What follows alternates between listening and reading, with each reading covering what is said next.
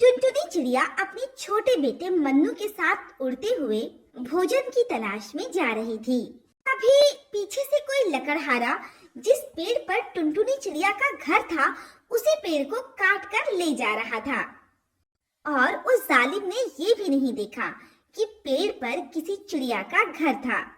दोनों माँ बेटे भोजन खाने के बाद अपने घर की तरफ वापस आते हैं, तो टुनटुनी चिड़िया देखती है कि उसका घर तो टूटा हुआ पड़ा था और वो पेड़ वहां से गायब था जिस पर उसका घर था। ये देखकर टुनटुनी चिड़िया रोते हुए कहती है, हे ऊपर वाले, ये सब किस जालिम ने किया है? ऊपर से बारिश का मौसम शुरू होने वाला है, मैं इतनी जल्दी अपना घर कैसे बना पाऊंगी? अपनी माँ की ये सब बातें सुनकर टुनटुनी चिड़िया का बेटा मुन्नू चिड़ा भी रोने लगता है। तभी आसमान में काले बादल छाने लगते हैं और धीरे धीरे तेज बारिश शुरू हो जाती है।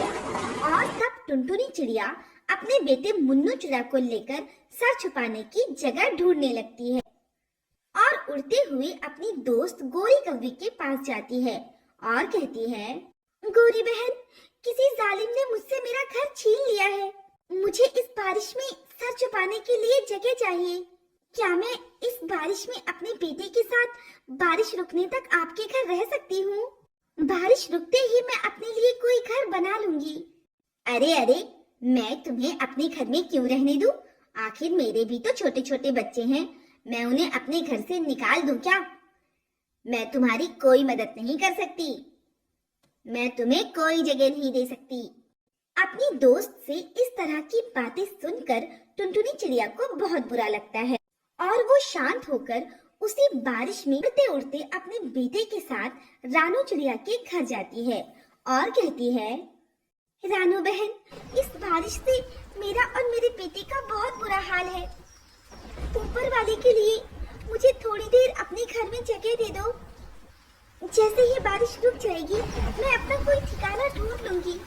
रानू चिड़िया को टुनटुनी चिड़िया और उसके बेटे की भीगी हुई हालत देखकर उन पर दया आ जाती है और वो उन दोनों को अपने घर के अंदर आने देती है और फिर आग जलाकर उन्हें खुद को गर्म करने के लिए कहती है। फिर बारिश रुक जाती है और टुनटुनी चिड़िया अपने बेटे को लेकर अपना घर बनाने में लग जाती है और उसी वक्त वहाँ रानू चिड़िया भी आ जाती है और वो टुनटुनी चिड़िया की उसका घर बनाने में मदद करती है। इस तरह टुनटुनी चिड़िया का घर जल्द ही बनकर तैयार हो जाता है और टुनटुनी चिड़िया उसमें रहने लगती है। इसी तरह दिन बीत रहे थे। एक दिन जंगल में तूफानी बारिश आने के कारण गोरी कौवी का घर टूटकर उसी बारिश में गिर जाता है।